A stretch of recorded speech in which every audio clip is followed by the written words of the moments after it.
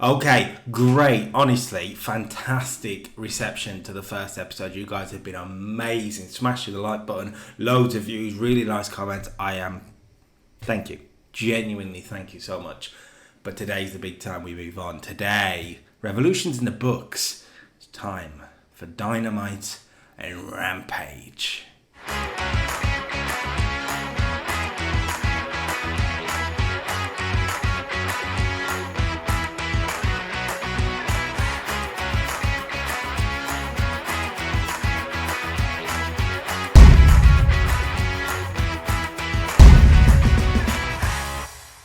Hello ladies and gentlemen, welcome back to the AEW 2022 save. Modern day, all elite wrestling right here on the channel. Honestly, so much great words. Likes, comments last week were amazing. Thank you so much. It means that I want to continue doing this because you guys are loving this already. So I'm very, very happy with that. Today, we start to put the plans together about where we're going forward with AEW, Dynamite, and Rampage. Let's go. It's Wednesday. You know what that means. AEW Dynamite comes to you from the Express Live Arena somewhere because I forgot where I've put it. We open with the pre-show and it's not great news for 2.0. Top Flight defeat 2.0 in about 10 minutes for a 41. This is pretty good for a lower mid-card tag team division match. Dante Martin getting the win. Darius Martin is back, of course, in real life, which means I can use him now, which is fantastic. And they went up against 2.0. Yeah, not great from 2.0, considering Jeff Parker sustained a ruptured spleen. Their performances were good, for the record, but the injury is not. 40 from Parker, 45 from Matt Lee, Dante Martin with a 48 and a 40 for Darius. Yeah, win for Top Flight. They have more of a future in the tag team division. 2.0 are there to put people over, and the injury, hopefully, that's not too bad. Okay, second pre-show match. Again, tag team matchup. Team Taz, Ricky Starks, the FTW champion, teams with Powerhouse Hobb to defeat the Nightmare Family, Dustin Rhodes and Lee Johnson. Dustin Rhodes, on the losing side here, but there is a future for Dustin Rhodes despite no Cody Rhodes in AEW anymore. Ricky Starks gets the win over Lee Johnson with a Buster Keaton. Johnson was the weak link with a 29. Really impressed with Ricky Starks once again. Similar story to Revolution, a 50 from him. Very impressive. Powerhouse Hobb with a 42. And 48 for Dustin Rhodes. Very good. Ricky Starks and Taz have excellent chemistry together, which is what you'd expect. And I'm really, really pleased with it. Really good matchup for Dynamite. I got nothing to complain about here. Good stuff all around. Ricky Starks getting a good win.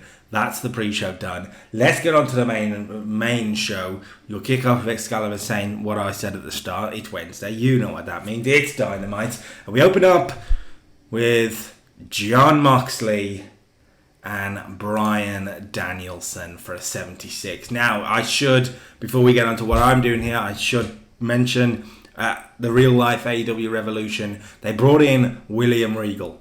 Could be a masterstroke of a move. It's something that we may get to in our own save. Right now, there will be no William Regal. So let's talk through what happens here. Bryan and Mox come out together. They come out together. Well, they can do separate entrances, but the plan was for them to be out here together. And they outline their battle plan for their group, their crew. I haven't quite got a name for them. If you guys can think of a good name, drop it in the comments below. It's Bryan and Moxley together. It's amazing. It's brilliant. They go through their battle plan, and the battle plan is quite simple. It's quite simply these words. They're going to get the best young talent that are currently here in All Elite Wrestling, or that come to All Elite Wrestling. They're going to get the best experienced heads, and they are going to make this company the best wrestling show on the planet. That's what Moxley said. Bryan just cuts in with and we're going to win all the titles. Just Bryan's very clearly still a heel in this. Mox is playing the babyface, tweener type of thing. Bryan is clearly on titles. Mox is about legacy.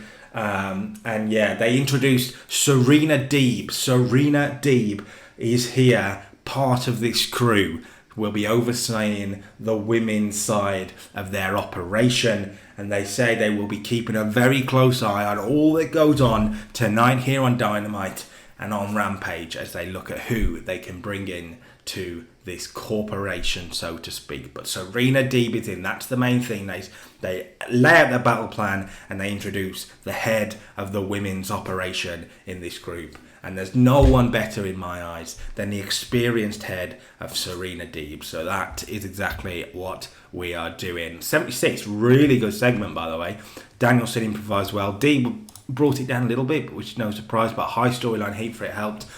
Mark Henry did well as a road agent. Good start to this storyline going forward. I think it is a really good start to see what happens with these guys, but it should be interesting. Let's get our first match of the night then. Keith Lee taking on Angelico for a 61. Keith Lee really carrying this one. Great stuff from him. Keith Lee 63, Angelico 44. The Spirit Bomb did the business. Bask in the glory of Keith Lee, as you'd expect. I've got absolutely no complaint to this. 61 is very, very good. We gave it around 12 minutes. It did well. It was held back by Angelico in a way, but he got a bonus from really good announcing. No JR at the moment because of stupid database reasons. So Excalibur and Tony Schiavone did a good job. Deeb Malenko did well as the road agent. The crowd were hot for this. We've had a good start so far once again to this show. Really pleased. Keith Lee getting a win, and we know Keith Lee, as the face of the revolution, gets a shot at the AEW TNT Championship. That shot, well, when does he want it? We'll find out after this matchup. 61 for the match then. The segment afterwards gets a 62. Keith Lee calls out Sammy Guevara.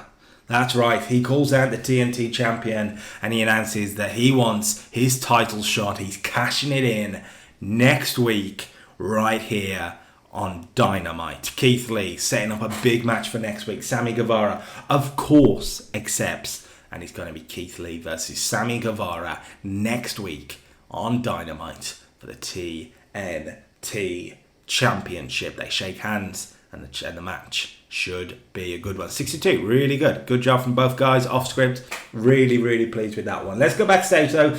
Of course, at Revolution, Adam Cole didn't win the AEW World Championship, partly due to the fact that Red Dragon and Young Bucks couldn't get on the same page. Tonight, well, the Young Bucks apologise to Adam Cole. Really good segment again for these guys. 61, everyone worked pretty well. Don Callis was there apparently.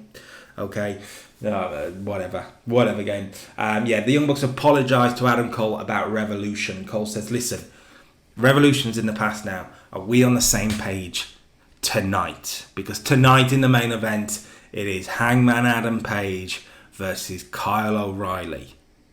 So, are the Young Bucks on the same page as Adam Cole and Red Dragon, it seems? 61, the Young Bucks say they are on the same page. They all seem to be in agreement as we go forward throughout the night then. Okay, tag team action here. Let's put the tag champs in action. Jungle Express get a win over the Acclaimed.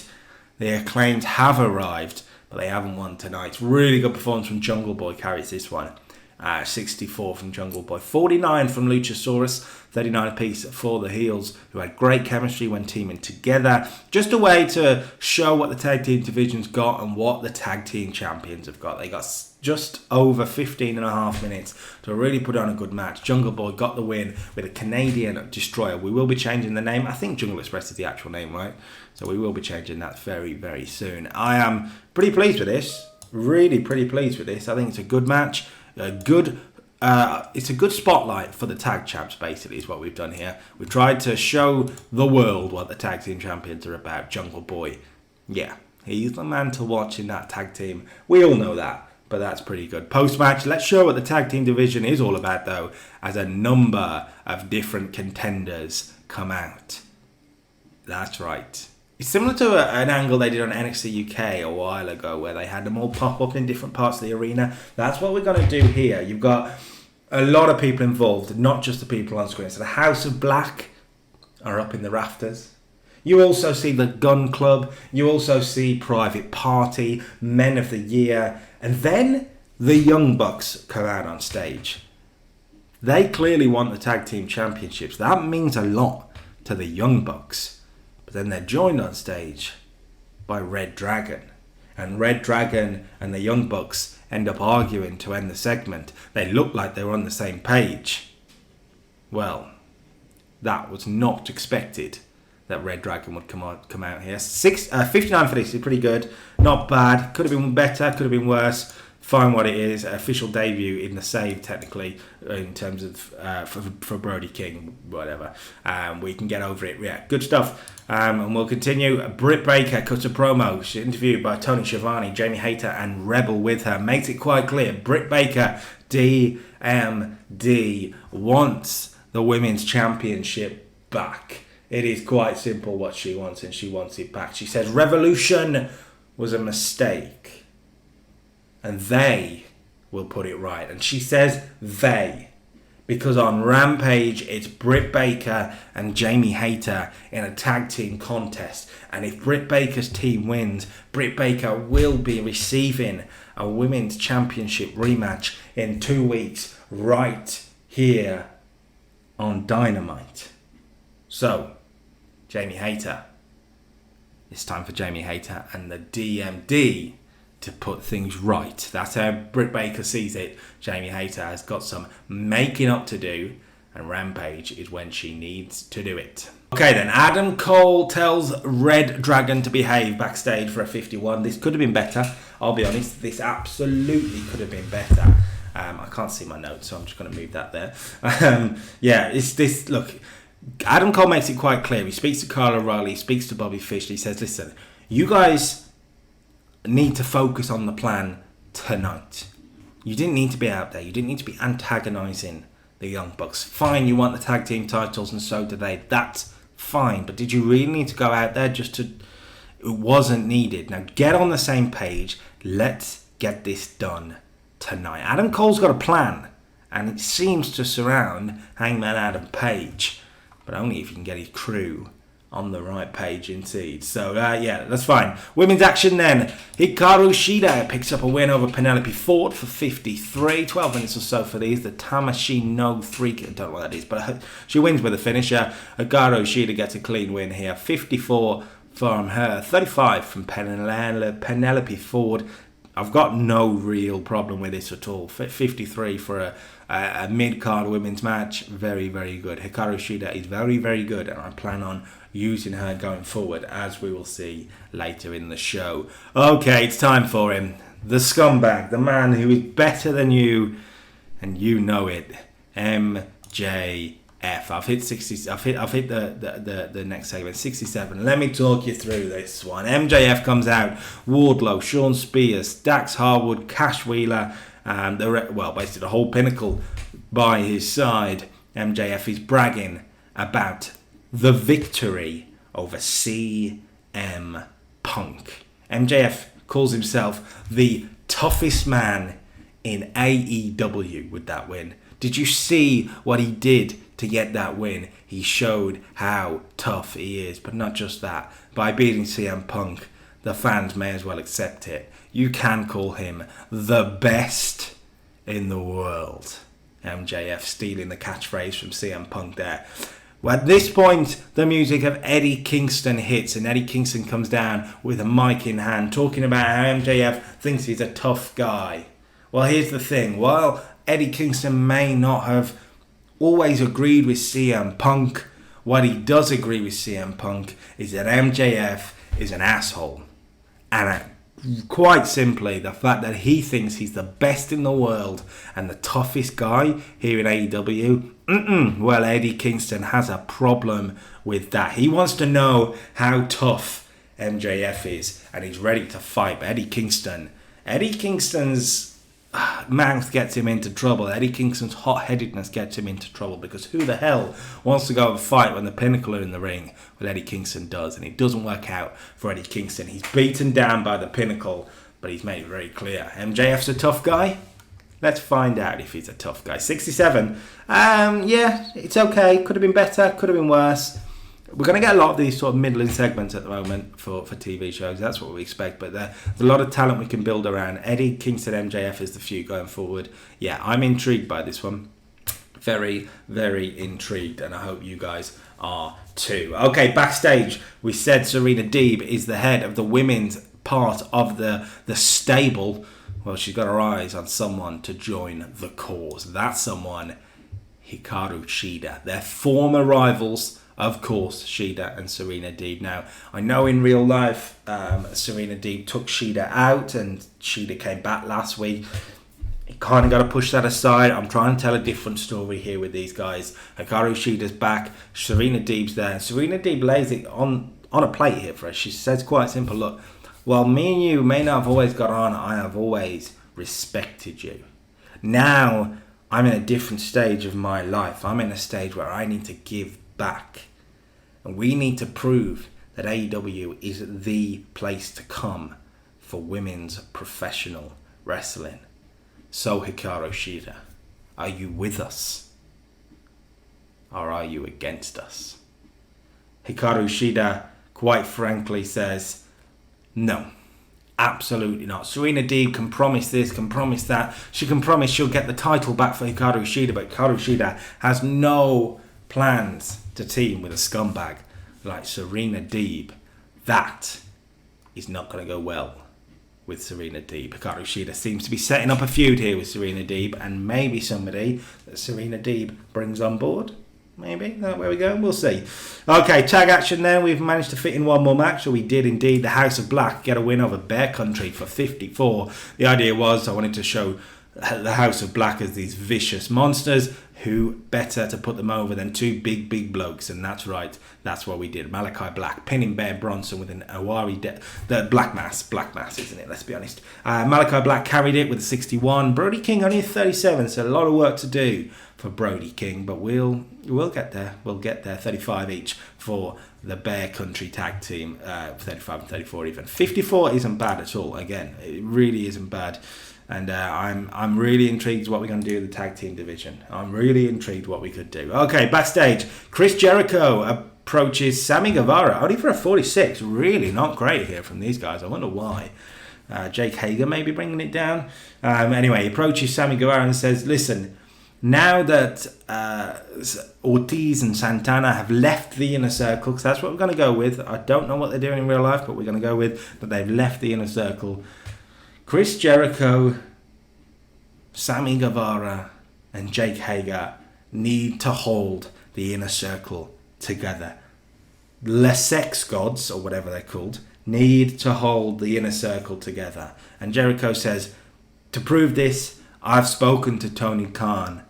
And on Rampage, it'll be Chris Jericho and Sammy Guevara teaming together against the men of the year. Sammy Guevara, cool with it, of course. Chris Jericho, well, he's latching onto the horse. That is Sammy Guevara. Do not blame him.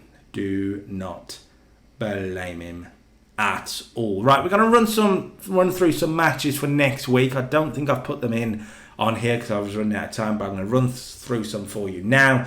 Next week on Dynamite then, we've already announced it's going to be Keith Lee versus Sammy Guevara. We're also going to see CM Punk in action, teaming with Sting and Darby Allin against Andrade and Private Party. It'll also be a few matches from the House of Black in action again against Varsity Blondes. We'll also see Thunder Rosa, the new AEW Women's Champion, against Emi Sakura. Don't know quite how you say that. And on Rampage, how's about this for a match to get you interested? We've said about the tag match. There's also a women's tag match. There's also going to be a match that a lot of people always wished would happen. It is going to be Jay Lethal versus Pac on Rampage. Let's see what happens with that. Right. Hangman Adam Page got a promo at the gorilla sort of position saying, look, I'll take on all challengers, whether it's Kyle O'Reilly, Adam Cole, Lance Archer, Kenny Omega, Bryan Danielson, anybody who wants a shot at this man. Well, this man will take you up on it. Adam Page is a fighting champion. And he plans to fight tonight against Kyle O'Reilly. Right, the main event, Adam Page versus Kyle O'Reilly, gets A 60. Okay, that's not terrible considering the popularity of Kyle O'Reilly, which is stupidly low, but it is what it is. Adam Page 66, Kyle O'Reilly 53. They've got a lot of time to have a pretty good match, and it's a win for Adam Page with a buckshot lariat after a distraction from Nick Jackson. So let me talk you through it. Similar to what we did at Revolution, the Young Bucks and Bobby Fish get into an argument at ringside. Adam Cole can't control it. It distracts Kyle O'Reilly, who walks into the buckshot lariat. And the champ goes on again to win. Really, really good stuff. Good match and good psychology for both. I put it as an epic match, and it really worked, actually, for the most part, because actually they struggle with the psychology of slow build. Good psychology in an epic is what it is. And actually, with emotional high, maybe we've done too much. But still, 60. Good match. For the main event, but it's the post-match segment that's going to be important. So, the Young Bucks leave, fed up of this, and walk out, leaving O'Reilly and Fish and Adam Cole trying to pick up the pieces when they're distracted by somebody walking down the aisle past them in a short-skirted work suit type thing. That's right. CJ Perry comes down to ringside, and he's walking down to ringside. The former Lana comes to ringside and he's walking towards the ring. Hangman Adam Page takes notice, looks at her as CJ Perry gets on the apron, and then Hangman Page has this look of realization. That's the word. A look of, oh shit. And he turns into the attack from Miro. Miro is back, and he's got his wife by his side, it seems. Miro hits that big axe kick and then locks in the accolade. And, well, Adam Page doesn't tap out. Adam Page passes out to end Dynamite. Miro is back. He's laid out the world champion. And with CJ Perry by his side, who can stop him? 70. Good end to the show. Good, really good segment to end.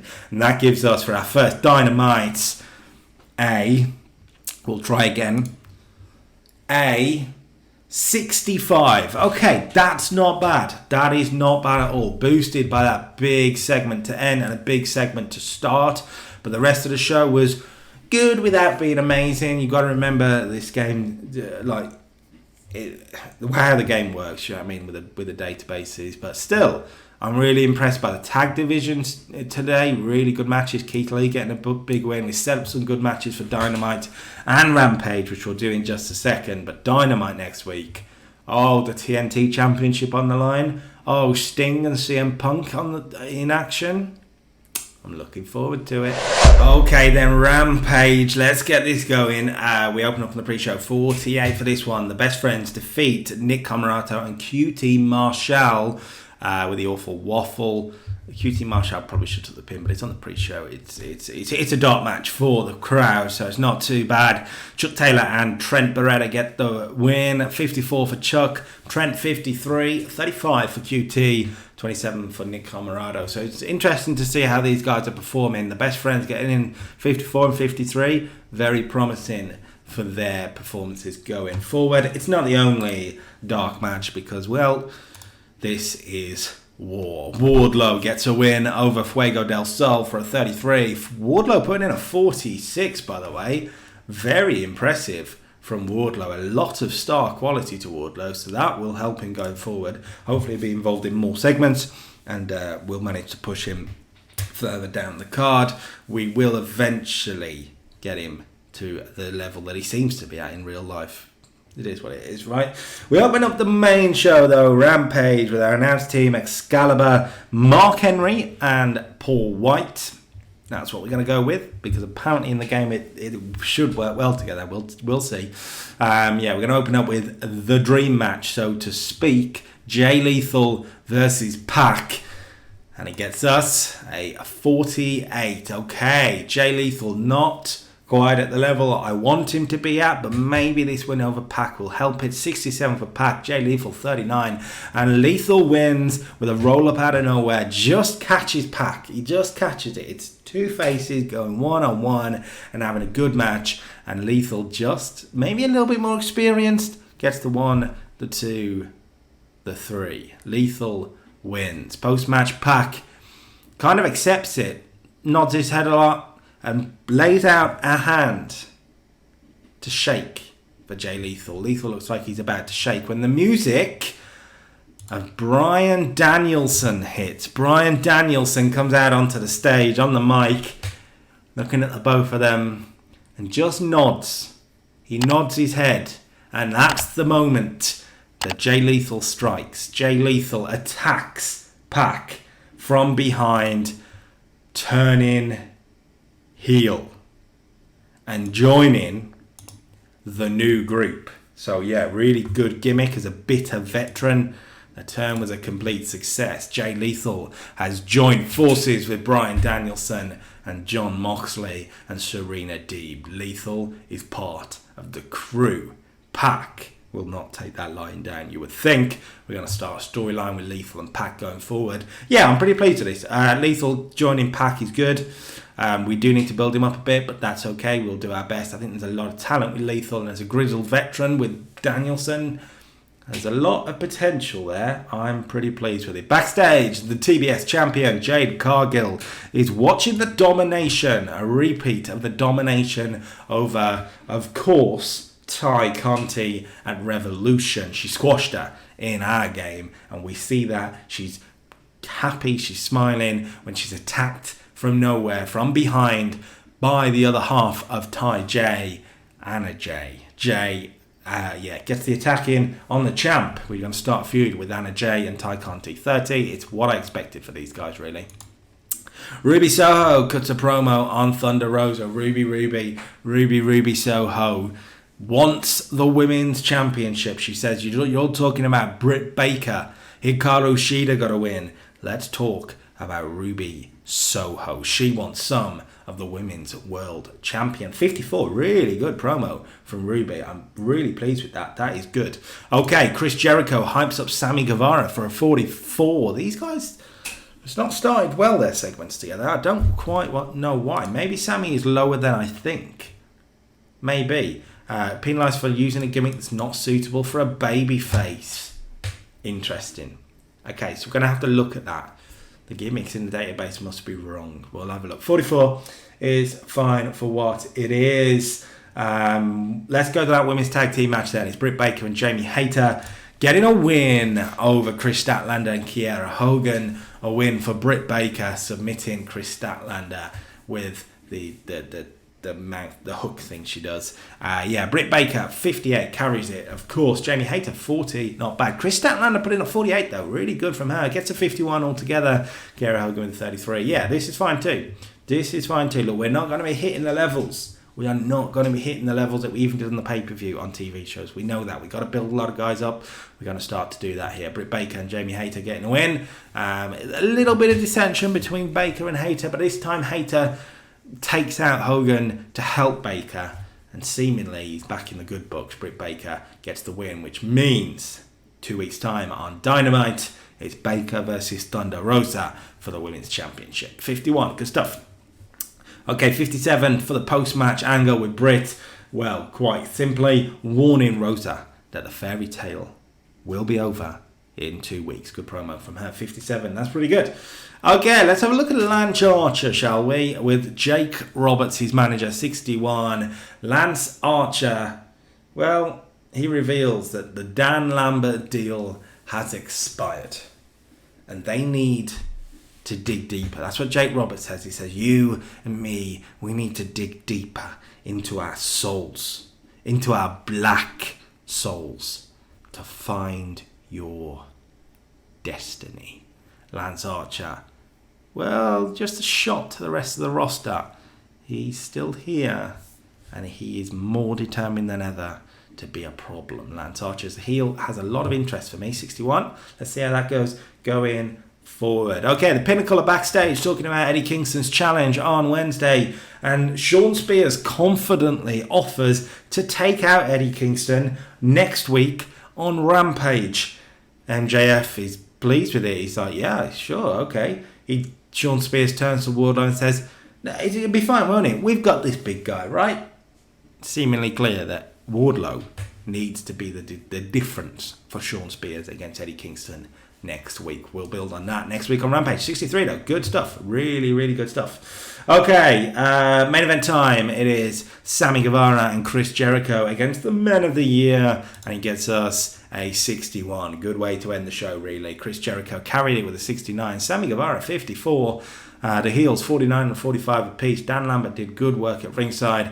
Chris Jericho and Sammy Guevara get the win when Sammy Guevara pinned Ethan Page with a 630 splash. Really good stuff. Sammy Guevara looking good going into next week's big Dynamite match. And as Jericho and Guevara celebrate, Jericho really wanted to celebrate with Guevara. The music of Keith Lee hits, and, well, you can bask in his glory, Sammy Guevara, because Keith Lee comes to ringside for a face-to-face with a TNT champion ahead of Dynamite next week. Chris Jericho's in the background looking a bit annoyed by it. And Sammy Guevara versus Keith Lee next week on Dynamite. Do not miss it. 55 then. Let's see what Rampage does for our first Rampage. We get a 56. Okay. A lot to work with there. Ignore the loss to us in popularity. There's still a lot to work with. You take that women's one out of it. This is probably a lot higher, but 56. Good. Okay then, AEW, Rampage and Dynamite in the books. It should be quite interesting to see what happens going forward. If we can improve those scores, that'd be good. It's not at the level that I think is fair necessarily, but we can get there. It's part of the game, isn't it? It's part of the fun. We will get there. Next week then, big Dynamite on the horizon. Next Friday, Keith Lee versus Sammy Guevara for the TNT Championship. We're also going to see that match that we've just made for Rampage, Sean Spears versus Eddie Kingston, as well as CM Punk teaming with Sting and Darby Allin. So it should be a very, very big episode. Hope you guys have enjoyed it. If you've enjoyed this one, drop a like on it. Subscribe to the channel for a whole lot more. AEW is here and it's here to stay. Until next time. Peace.